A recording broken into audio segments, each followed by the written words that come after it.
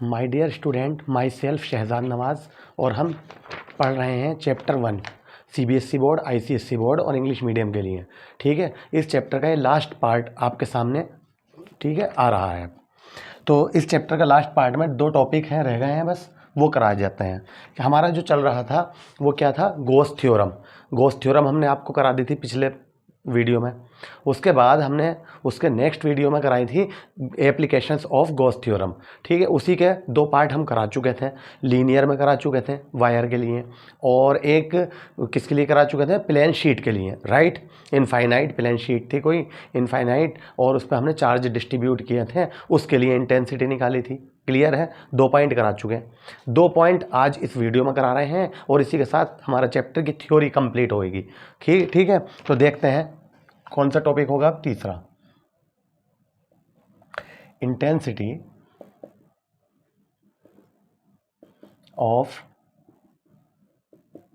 Electric field in between and outside two parallel non conducting plates. Positive भी कह दो, यही positively and negatively charged plates of same density.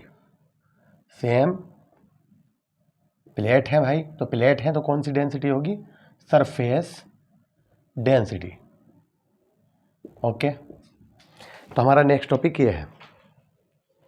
क्या है next topic, हम यहाँ पर 2 प्लेट ले लेंगे, मगर मैं आपसे ये जानना चाहता हूँ कि आपने इससे पहले वाली वीडियो में दूसरा पॉइंट जो हमने किया था, ये 3rd पॉइंट है। ठीक है, उसमें हमने क्या सीखा था, कोई भी प्लेट होती है तो उसके near about intensity of electric field कितनी होती है, is equal to sigma upon 2 epsilon naught. याद है, हम ये प्रूफ कर चुके हैं। ठीक है, अगर आपने पिछली वीडियो नहीं देखी हो मेरी इस चैप्टर की तो प्लीज़ वो ज़रूर देख लेना। ठीक है, 5-6 पार्ट में हम बना चुके हैं इसके। ठीक है, कितने 6 पार्ट, ये 7 पार्ट है। ठीक है, और बहुत छोटे छोटे पार्ट में बहुत कम थ्योरी लिखवा रहे हैं, बहुत अच्छा करके लिखवा रहे हैं। ठीक है, तो हम ये प्रूफ कर चुके हैं किसी भी प्लेट के बराबर पास में इंटेंसिटी ये होती है। क्लियर है, लेकिन ये क्या कह रहा है भाई, ये कह रहा है 2 प्लेटें ले लीजिए। ले ली हमने, एक ये हो गई और एक ये हो गई।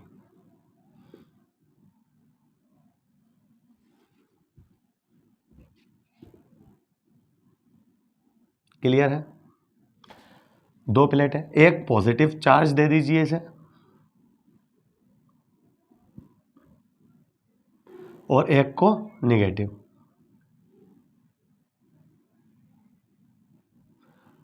ठीक है, बराबर बराबर दे दिया, और इनकी जो सरफेस डेंसिटी है, सरफेस डेंसिटी वो क्या है, सेम है। ठीक है, इसकी भी सिग्मा है अगर, तो इसकी भी सिग्मा है, और इस प्लेट का नाम रख दिया हमने अपने पास से फर्स्ट और इसे कह दिया सेकंड। क्लियर है, इसके हमें बीच में कहीं भी, बीच का मतलब ये नहीं होता मिड पॉइंट का मतलब कि मिड पॉइंट कह रहा हूँ मैं, बिल्कुल मिड पे कहीं भी कह दो, यहाँ पर यहाँ पर यहाँ पर, बस इनके भी क्या होने चाहिए, बिटवीन होने चाहिए, बीच में होना चाहिए। तो कहीं भी पॉइंट पर हमें यहाँ पर, और कहाँ आउटसाइड मान लीजिए यहाँ पर। अब आउटसाइड आप कहोगे कि ज़रूरी सर इस साइड में माननी, हम इधर मान लेते हैं, बिल्कुल मान सकते हो। ठीक है, हमने इधर मान लिए। न्यूमेरिकल आएंगे इसके ऊपर, जब मैं न्यूमेरिकल कराऊंगा एक्सरसाइज के आपको, तो उसमें बल्कि वो इधर भी कहेगा, इधर भी कहेगा, यहाँ भी कहेगा। क्लियर है, क्या निकालनी है, इंटेंसिटी निकालनी है, यहाँ पर भी यहाँ पर भी। ये बता दीजिए, समझ में आ गई बात। यही अब देखो, ये थ्योरी लिख रही है, बिल्कुल सेम यही यहाँ लिख रही है, इंटेंसिटी ऑफ इलेक्ट्रिक फील्ड। ठीक, इन बिटवीन एंड आउटसाइड, कहाँ पर, बीच में और बाहर। ठीक है, 2 parallel non conducting positively and negatively charged plates of same surface density. ठीक है, कोई 2 प्लेटें हैं हमारे पास जिन्हें हमने पॉजिटिव और नेगेटिवली चार्ज कर दिया गया है, और इनके बीच में और कहाँ, बाहर, हमें क्या निकालनी है, इंटेंसिटी ऑफ इलेक्ट्रिक फील्ड निकालनी है। क्लियर है, क्लियर है, उम्मीद है आपकी समझ में आ रहा होगा। और अगर आपकी समझ में आ रहा है तो वैसे तो आएगा ही इंशाल्लाह, ठीक है। अगर आपकी समझ में और अच्छे से आ रहा है तो प्लीज़ मेरी वीडियो को, मेरे इस चैनल को सब्सक्राइब कीजिए और इस वीडियो को लाइक कर दीजिए, ठीक है। और बेल आइकन को प्रेस करना ना भूलें, जिससे कि हम और ज़्यादा मोटिवेट हों और ज़्यादा अच्छे करके नेक्स्ट वीडियो में और अच्छा काम करें, ठीक है। तो शुरू करते हैं नेक्स्ट चैप्टर में, ठीक है। तो नेक्स्ट चैप्टर क्या है हमारा? Second, electrostatic potential and capacitance. ये हमारा सेकंड चैप्टर चलेगा। फिर इसके बाद अभी हम इसके एग्जाम्पल और न्यूमेरिकल भी लेकर आएंगे अलग अलग। क्लियर होगी बात ये? तो यही बात हम यहाँ पे देखो, फिजिक्स में बहुत अच्छी बात तो ये होती है फिजिक्स में कि थ्योरी बहुत कम लिखनी है और सब कुछ उसी से लेना है। मान लीजिए क्वेश्चन पेपर में आ गया तो क्वेश्चन पेपर में यही तो कहेगा, find out the intensity of electric field in between and two positive, ठीक है, एंड नेगेटिव प्लेट्स। बात समझ में आ रही है? ऐसे कहेगा तो आप इसी से क्या बना दीजिए? थ्योरी बना दीजिए अपनी, ठीक है। रटने की कोई ज़रूरत नहीं होती। क्या कह रहे हैं हम? सुनिए, ये इंटेंसिटी निकालनी है हमें, तो बस यहाँ से हमने स्टार्ट कर दिया। ये तो क्वेश्चन था, ये क्वेश्चन आया था, ठीक। अब हम लिख रहे हैं लेट बी प्लेस्ड, ठीक है। हमने क्या मान ली? टू। यहाँ से देखो, यहीं से चेक करिए, टू लिखा हुआ है, टू पैरेलल नॉन कंडक्टिंग, तो बिल्कुल ये लिख दीजिए, let be placed two parallel non conducting positively and negatively charged plates first and second, which is the क्या है? सेम सरफेस डेंसिटी सिग्मा, ठीक। ओके, हमने मान लिया कि इनकी सरफेस डेंसिटी क्या है? सेम है, सिग्मा है, इसकी भी और इसकी भी। क्लियर? हमें निकालना क्या है? हमें इंटेंसिटी निकालनी है। कहाँ निकालनी है? Between and outside. क्लियर? तो फिर यहाँ लिख देंगे, we have to find intensity of electric field between and outside these plates. यहां तक बताइए थ्योरी समझ में आई? यहां तक ये क्वेश्चन है, कभी सोचो इतनी बड़ी थ्योरी हो गई है ना। यहां तक ये क्या बनाया हमने? ये क्वेश्चन किया था, इसका आंसर लिखा, तो बस हमारी ये देखो थ्योरी कितनी कम है, 1 2 3 4 5, ठीक है, 3-4 लाइनों में कंप्लीट हो गई ये थ्योरी। सारी बात भी लिख दी हमने। क्लियर? हमें बीच में निकालनी है और कहाँ निकालनी है? बाहर निकालनी है इंटेंसिटी। तो मैं चाहता हूँ आपसे कि आप इसे, ठीक है, राइट डाउन कर लीजिए, नोट कर लीजिए, सही है, अपने रजिस्टर में। फिर हम आगे बढ़ेंगे, क्योंकि आपको कहीं भी कोचिंग की ज़रूरत नहीं है। इतना पैसा लेते हैं CBSE बोर्ड, ICSE बोर्ड को पढ़ाने के लिए, ठीक है। तो मैं चाहता हूँ कि आप घर पर बैठ के सिर्फ, ठीक, घर पर बैठ के हमारी वीडियो देखकर आप बहुत अच्छे नंबर लाए 12th क्लास में। तो प्लीज़ इसे नोट कीजिए। कर लिया होगा आपने नोट, है ना? आगे बढ़ते हैं।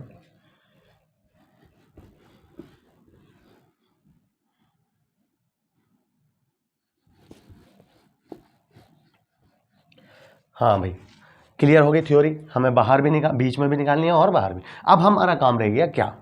मान लीजिए जो पॉइंट है बीच में, जो माना हमने उसे क्या मान लिया? P, ठीक है, एज्यूम कर लेंगे, इसे क्या ले लेंगे हम? Q। क्लियर? हम बीच में भी निकालेंगे और बाहर भी। तो यहीं पर हम यहाँ पर डालने जा रहे हैं फर्स्ट पॉइंट। क्या लिख रहे हैं? बिटवीन प्लेट्स, और वो भी इस पॉइंट का नाम क्या रखा हमने? बीच के पॉइंट का 8 पॉइंट P। क्लियर? यहाँ पर निकालने जा रहे हैं। तो ये निकालने से पहले आइए हम फिर अपनी पुरानी बातें करते हैं। क्या करते हैं? हमने ये बताया था, जहाँ पर भी आपको इंटेंसिटी निकालनी हो वहाँ पर आकर आप खड़े हो जाइए। हो गए आप खड़े? मान लो आप यहाँ पे खड़े हैं, ठीक। अपने चारों तरफ देखिए तो आप देखेंगे एक आपको पॉजिटिव चार्ज दिखेगा एक प्लेट पर और एक पर नेगेटिव। तो जब आप पॉजिटिव को देखेंगे तो उसकी इंटेंसिटी की डायरेक्शन किधर की ओर होगी? ठीक है, away from the this plate. इस प्लेट से कहाँ की ओर? दूर। तो उसकी वजह से जो इंटेंसिटी आई उसका नाम रख दिया हमने E1। Clear.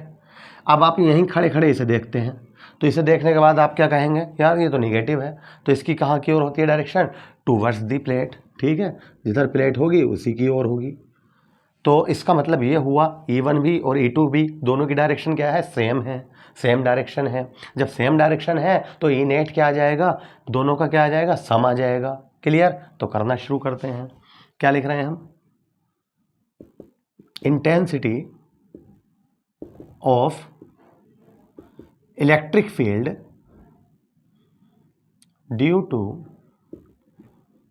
Plate first, E1 is equal to sigma upon 2 epsilon naught. Similarly for this, तो intensity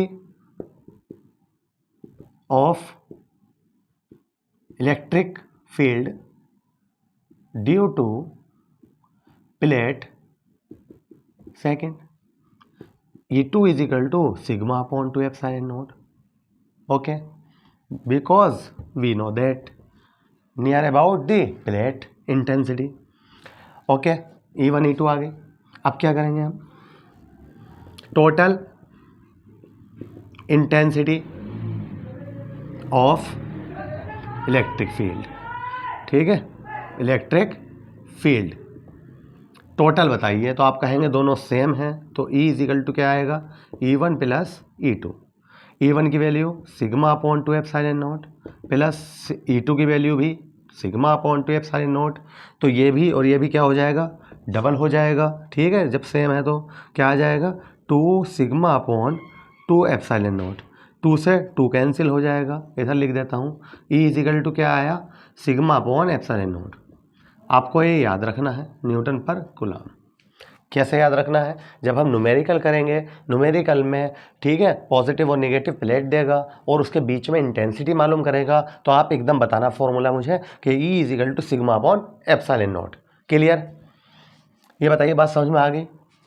तो ये भी मैं चाहता हूँ आप ये भी आगे नोट करिए उसके जो आपने अभी किया है। ठीक है, डायग्राम तो बना ही चुके हैं आप, वो एक ही बार बनेगा, बस ये नोट कर लीजिए। अब कहाँ निकालेंगे भाई हम, आउटसाइड। ये बताइए क्लियर है, E1 E2 दोनों की डायरेक्शन सेम थी तो ये प्लस कर दिया, अपोजिट होती तो माइनस कर देंगे, जैसे कि अब यहाँ पे देखेंगे। क्लियर है।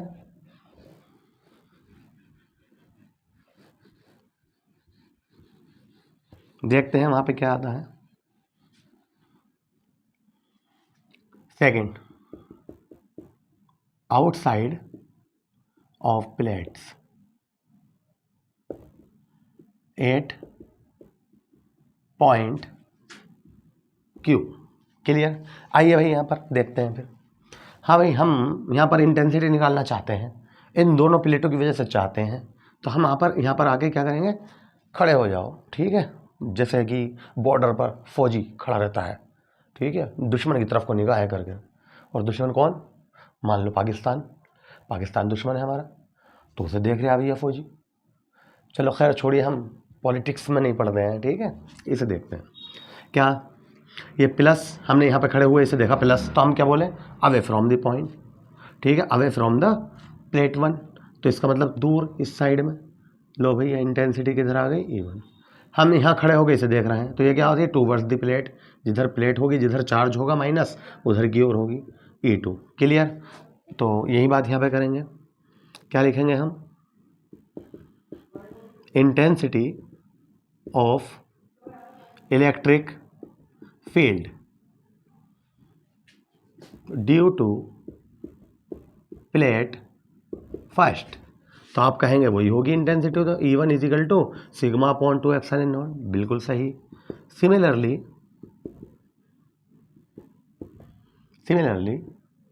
फॉर प्लेट सेकेंड, ठीक है, E2 is equal to sigma upon 2 epsilon naught. Clear. क्या कहेंगे, net intensity of electric field 8 point Q। तो आप क्या कहेंगे, अब बताइए, तो आप क्या कहेंगे कि E1 E2 अपोजिट, एक दूसरे के क्या है, डायरेक्शन क्या है, अपोजिट। तो क्या आएगा, E1 माइनस E2। E1 की वैल्यू क्या है, sigma upon 2 epsilon not. E2 की वैल्यू क्या है, sigma upon 2 epsilon naught. Minus आ गया था, सही है, तो ये माइनस ये प्लस, तो E इक्वल टू क्या आ जाता है हमारा, 0। Clear, E equal to 0। तो क्या मतलब हुआ इसका, बिकम्स outside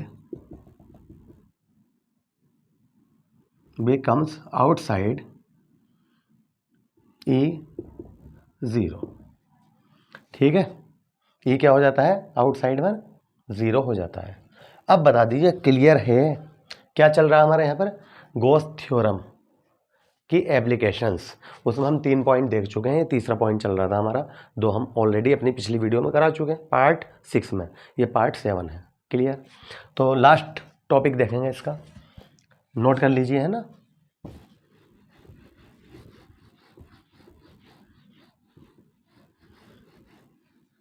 इस चैप्टर की थ्योरी का लास्ट टॉपिक क्या है, लिख देता हूं मैं देखकर इसमें से, बुक में तुम्हारी किससे करा रहे हैं हम, ये सब एनसीईआरटी। ठीक है, एनसीईआरटी फिजिक्स। 4th पॉइंट, ये भी सब इंपॉर्टेंट है, ये तो मैं बताना भूल गया, आपको बार बार बता रहा हूँ वैसे कि सब पॉइंट इंपॉर्टेंट है, गॉस थ्योरम और ये 4 के 4 पॉइंट एप्लीकेशन इसकी। ठीक है, 100% इनमें से कुछ ना कुछ आ जाता है। Intensity of electric field due to a uniformly charged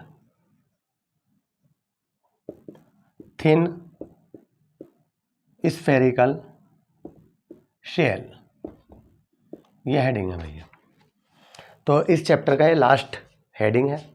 आपसे मैं फिर भी ये कहूँगा कि आपको अगर कोई ऐसा लगता हो कि कुछ पॉइंट, कोई सा भी पॉइंट हमने छोड़ दिया हो अपने 6-7 पार्ट में, 7वां पार्ट है ये, ठीक है, तो आप मुझे कमेंट करके ज़रूर बताइएगा। मुझे चाहे उस पर अलग से वीडियो बना के डालनी पड़े, हम ज़रूर डालेंगे। ठीक है, तो आप मुझे बताना। तो क्लियर है, क्या मतलब हुआ, intensity of electric field due to a uniformly charged thin spherical shell. कोई हमारे पास क्या है, एक स्फेरिकल शेल है, ले लिया भैया।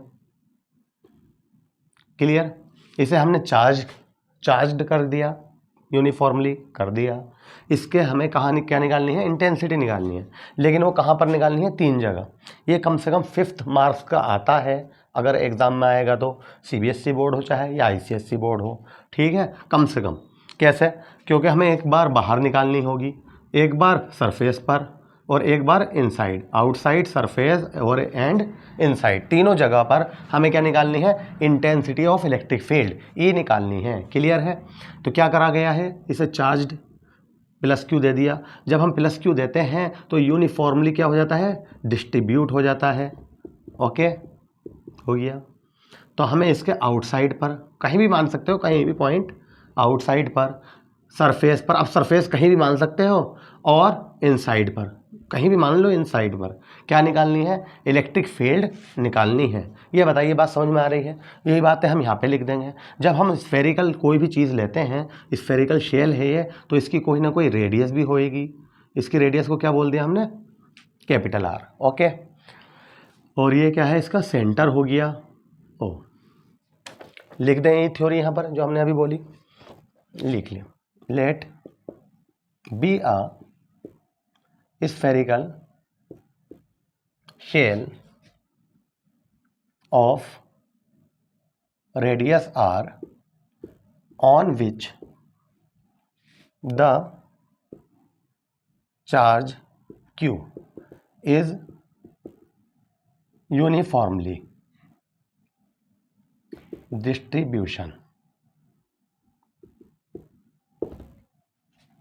ठीक है, यहाँ तक बताइए, बात समझ में आ गई। हमने मान लिया कि क्या है, हमारे पास स्फेरिकल शेल है जिसकी रेडियस कितनी है, कैपिटल R है, और उसे हमने क्या कर दिया, Q चार्ज दे दिया है, जो कि यूनिफॉर्मली डिस्ट्रीब्यूट हो गया है। हमें कहाँ कहाँ इंटेंसिटी निकालनी है, आउटसाइड, सरफेस एंड, ठीक है, इनसाइड। ये वो कहेगा क्वेश्चन में, कभी आप ये सोचो, यहाँ पे तो नहीं लिखा, नहीं लिखा, हाँ लिख के देगा जब क्वेश्चन पेपर में आएगा कि आउटसाइड सरफेस एंड इनसाइड, ठीक है, find the intensity of electric field outside surface and inside, clear, ऐसे करके देगा। तो देखते हैं भाई, तो हम सबसे पहले क्या पॉइंट डालते हैं, 8 एक्सटर्नल पॉइंट, एक्सटर्नल पॉइंट मान लीजिए कोई पॉइंट ये है, पी कह सकते हो इसे, ठीक, इस पर हमें क्या निकालनी है, इंटेंसिटी।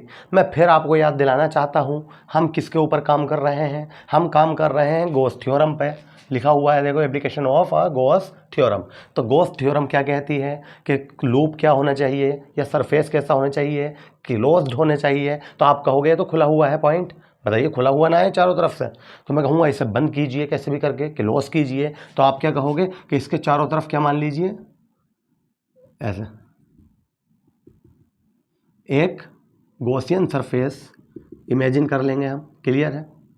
तो यहाँ पर निकालनी है, तो फिर क्या होगा, फिर हमने आपको याद दिलाया है कि भाई हम इसका क्या ले लेंगे, छोटा सा पार्ट ले लेंगे, इसका एरिया क्या हो गया DA और इलेक्ट्रिक फील्ड क्या हो गई E, क्लियर है। फिर मैंने आपसे कहा था कि आप 2 लाइनें याद रखना, वो यहाँ पे लिखेंगे। अब बात ये आती है जब हम इससे यहाँ पर निकालना है तो सेंटर से इसकी डिस्टेंस तो अलग होगी, R तो इसकी है मेन जो स्फेरिकल शेल है, ठीक है, तो इसकी डिस्टेंस को क्या मान लेते हैं हम, क्या मान लेते हैं R स्मॉल, क्लियर है। तो यही बात हम यहाँ पे लिखने जा रहे हैं, clear. Let be a external point P which is distance from center is R, clear है। और हम यहाँ पे क्या बना रहे हैं, क्या है, कोई तो आपसे पूछे क्या है ये है गॉसियन सरफेस, क्लियर। अब मैं क्या कहूँगा कि इस स्मॉल पार्ट से कितना इलेक्ट्रिक फ्लक्स गुजरा, ठीक है, पास हुआ, वो बताइए। तो क्या लिखेंगे हम, electric flux passing through the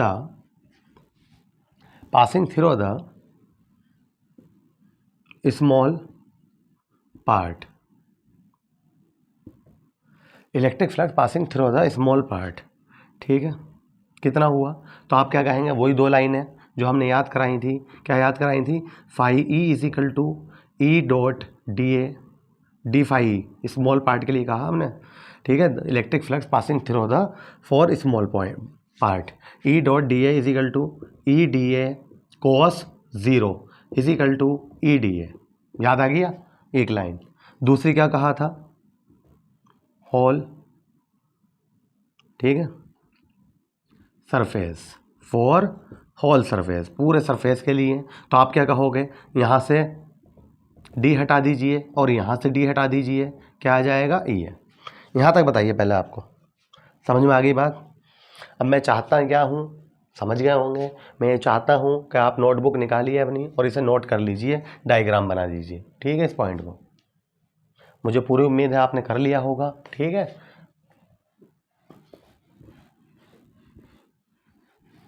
अब मैं ऊपर कराए देता हूँ, ठीक है, इसी लाइन से।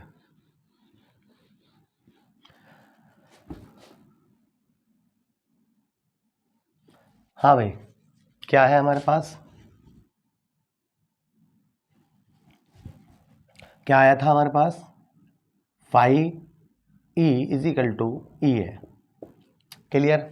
हमें क्या निकालनी है, इंटेंसिटी निकालनी है ऑफ इलेक्ट्रिक फील्ड। तो किसका इस्तेमाल करके, एप्लीकेशन ऑफ गॉस थ्योरम लिखा हुआ है, तो क्या लिखेंगे, बाय गॉस थ्योरम क्या होती है, phi E is equal to Q upon epsilon naught, तो Q upon epsilon naught is equal to E है। फिर मैं पूछूंगा ए क्या है यहाँ पर, तो आप कहोगे इसका ये जो सरफेस माना है हमने इमेजिनरी, इसका एरिया है, तो हम लिख देंगे since A is equal to 4πr², इस फेयर का एरिया ये तो होता है 4πr², लगा दीजिए, Q upon epsilon not E 4πr²। अगर हम इसे अपॉन में ले जाएं तो क्या हो जाएगा, ई इज इक्वल टू 1/4πε0, 4πε0 और आर स्क्वायर भी अपोन में जाएगा, Q/r²। यही तो इंटेंसिटी होती है इलेक्ट्रिक फील्ड की। बताइए यहाँ तक। लेकिन अगर इसकी डेंसिटी क्या हो, सरफेस डेंसिटी क्या हो, सिग्मा हो, तब क्या होगा देखते हैं। If charged surface density is क्या, सिग्मा। तो सिग्मा इजिकल टू क्या पढ़ के आए थे हम, Q/A, या Q इजिकल टू क्या होगा, सिग्मा है। अब देखो, अब थोड़ा सा यहाँ पे ध्यान से समझना, बहुत आराम से। हाँ भाई, क्या कहना चाह रहा हूँ सुनो। अब मैं मालूम करूँगा आपसे कि ए की वैल्यू क्या लगाऊँ, एरिया है, तो आप क्या कहोगे 4πr²। तो आप अगर ये कह दोगे ना ये वाला 4πr² तो गलत हो जाएगा। क्या कहा मैंने, अगर ए की वैल्यू ये वाला लगा दिया ना आपने 4πr² यहाँ पर, तो गलत हो जाएगा। आप कहोगे ऐसा क्यों, अभी तो लगाया था। तो ध्यान से समझो मेरी बात। सिग्मा जो है क्या है, ये डेंसिटी, और डेंसिटी क्या होती है, एक प्योरिटी होती है, प्योरिटी। और प्योरिटी किस में पाई जाती है, जो चीज़ मौजूद हो, जो चीज़ रियल में हो। इमेजिनरी की प्योरिटी नहीं होती। फिर दोबारा सुन लीजिए, जो डेंसिटी होती है, डेंसिटी जो रियलिटी है उसी की डेंसिटी होती है। जो रियलिटी है उसी के अंदर डेंसिटी होती है। जो हम इमेजिन करते हैं, जो भी हम मान लेते हैं, ठीक है, उसकी कोई डेंसिटी नहीं होती। तो यहाँ पर जो आपने ये लगाया था, ये क्या था, ये इस सरफेस का एरिया था। यहीं देखो आर डिस्टेंस ली है, तभी तो आपने ये ले लिया 4πr²। तो ये जो स्फेयर बनाया था, आपने इमेजिन किया था, इसका एरिया है भाई, ये लगा दिया आपने। लेकिन अब यहाँ पे जो ये जो सिग्मा है, सिग्मा जो डिपेंड करेगा Q/A, तो ये ए जो होगा ये किसका एरिया है, इस वाले का, जो असली है, जो रियल है, रियल स्फेयर है। ये तो हमने इमेजिन किया है। अब आप हाँ ये कह सकते हो तो सर अच्छा नहीं लग रहा कि भाई यहाँ पर भी ये लिखा आपने और यहाँ पर भी ये लिखा, जब ए है तो हम तो ये वैल्यू लगा देंगे। तो मैं कहूँगा बिल्कुल सही बात है आपकी। तो एक काम करते हैं, किसी एक को तो ए डैश कहना ही पड़ेगा, कुछ और कहना पड़ेगा। जब आप उसे ए कह चुके हो ऑलरेडी तो कोई परेशानी नहीं है, नहीं तो यहाँ पे भी ए डैश करना पड़ेगा, यहाँ पर भी, यहाँ पर भी। समझ रहे हो मेरी बात, इसे तो ऐसे ही रहने दो, बिल्कुल सही है आपकी बात। तो मैं यहाँ पर ए डैश लिख दूँ। आपसे कोई पूछे ए डैश क्या है तो आप क्या कहोगे, ये जो स्फीयर है इसका एरिया है। क्लियर। अब मैं मालूम करूं तो ए डैश की वैल्यू क्या होगी, तो आप कहोगे सिग्मा, इसकी वैल्यू होगी 4πr²। यार है तो सरफेस स्फीयर ही, स्फीयर की क्या होती है एरिया, 4πr²। लेकिन अब इसकी बात हो रही है असली चीज़ की, तो असली का तो ये है 4πr², कैपिटल आर है ना इसकी रेडियस। अब बताइए बात समझ में आई। फिर दोबारा समझ लीजिए, हमने ये फॉर्मूला लगाया है ना, उसके बाद गॉस थ्योरम लगाई, उसके बाद ए की वैल्यू पूछी मैंने आपसे, तो आपने बताया 4πr², क्योंकि हम इस पॉइंट पे निकालने थे। तो इसके यहाँ से यहाँ तक की डिस्टेंस क्या थी, आर, और हमने उसी मान के क्या मान लिया था, एक गॉसियन सरफेस ले लिया था। तो ए की वैल्यू क्या हो गई, 4πr²। बिल्कुल सही है, वो हमने यहाँ लगा दी और इसे अपॉन में ले गए। क्लियर। अब हम बोले, मान लीजिए इसकी चार्ज सरफेस डेंसिटी क्या है, सिग्मा है।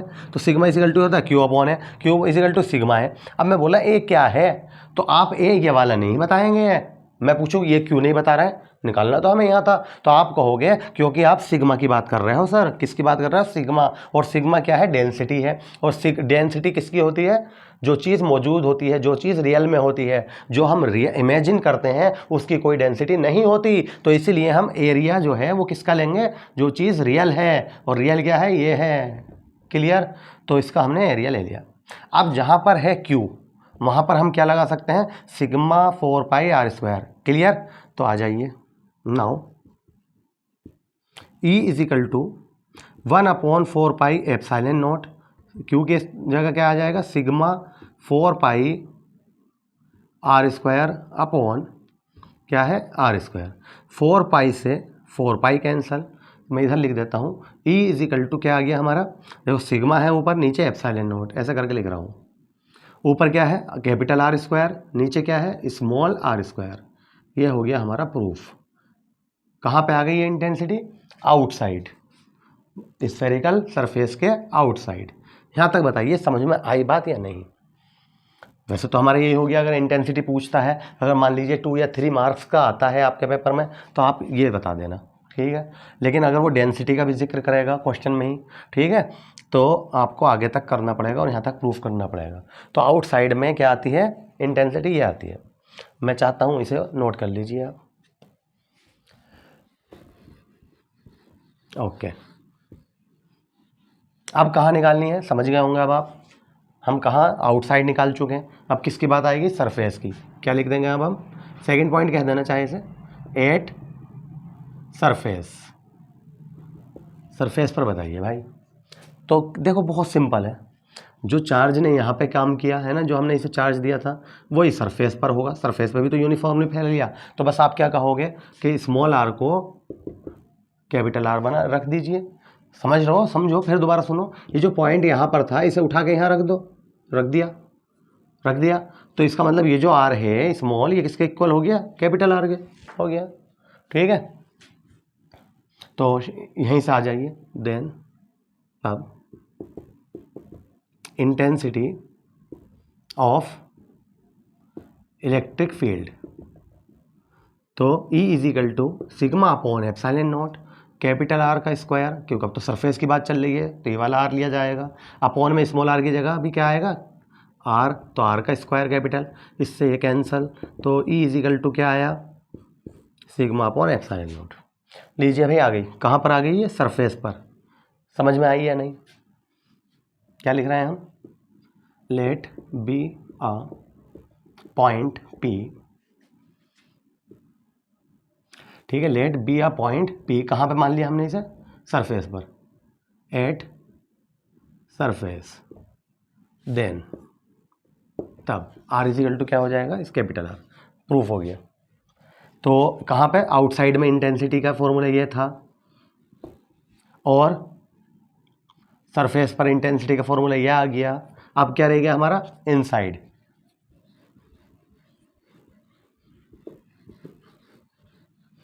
तो थर्ड पॉइंट क्या आ जाएगा हमारा, at external point. External point पर बताइए। तो एक्सटर्नल मतलब इसके अंदर पहुंच गए हम। क्या था ये, स्फेरिकल शेल है। शेल का भी मेन क्या होता है, मतलब खोखला है ना, इसके अंदर सॉलिड नहीं है। शेल का मतलब ये तो होता है। तो जब सॉलिड नहीं है तो इसके अंदर चार्ज क्या होगा। तो इससे पहले मैं थोड़ी सी आपको एक छोटी सी स्टोरी सुनाता हूँ। एक साइंटिस्ट फेराडे, जिनका नाम आपने सुना ही होगा और आगे पढ़ोगे भी, ठीक है। लगभग 6 चैप्टर में हम पढ़ेंगे फेराडे के बारे में।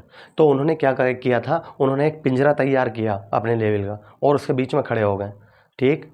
और चारों तरफ मतलब पिंजरे के अंदर जाके खड़े हो गए, और कंडक्टर था वो भी।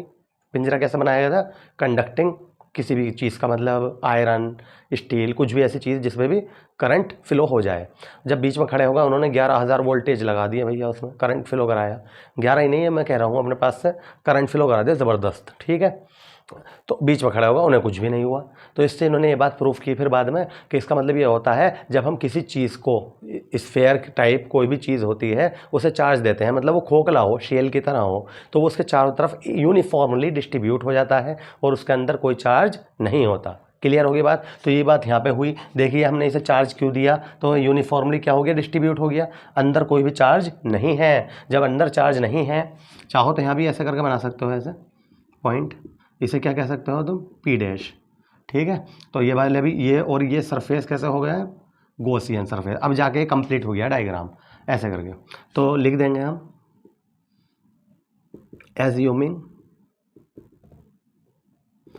Point P dash in internal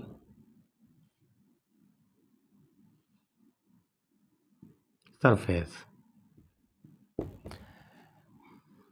तो क्या आ जाएगा, इंटेंसिटी ऑफ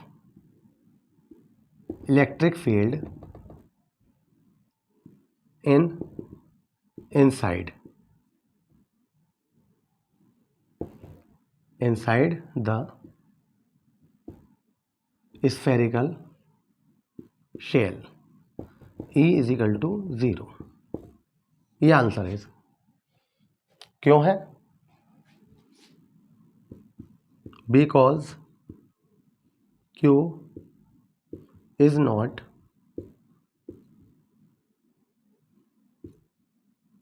ठीक है, because Q is not present क्योंकि क्यू प्रेजेंट नहीं है, डू नॉट प्रेजेंट कह देना। बताइए, यहाँ तक बताइए, समझ में आ गई बात? क्या मतलब हुआ?